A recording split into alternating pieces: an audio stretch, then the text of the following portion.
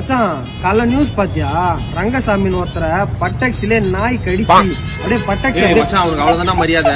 டேய் இதுக்கு எதுக்குடா காண்டாவற? டேய் ரங்கசாமி எங்க அப்பன்டா.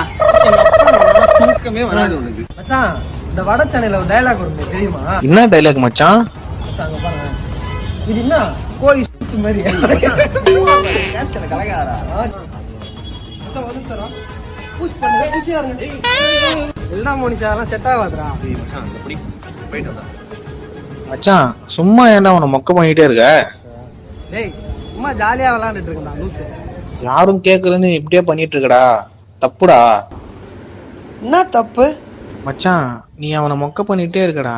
அவன் ஃபீல் ஆயிட்டு கோச்சிட்டு உன்கிட்ட பேசாமலே விட்டுற போறான்டா. மச்சான் எத்தனை வருஷமா நீனும் நானும் ஃப்ரெண்ட்ஸு? 1.5 வருஷம்.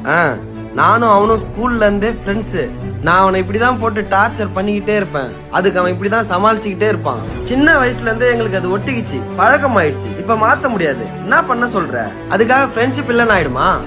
நான் அவனை அடிச்சு போட்டா கூட அவன் அதை பெருசா எடுத்துக்க மாட்டான். இதே அவன் என்ன கொன்னா கூட நான் அதை பெருசா எடுத்துக்க மாட்டேன். புரியுதா? அங்க இடம் இருக்குல்ல, அங்க உட்காரு.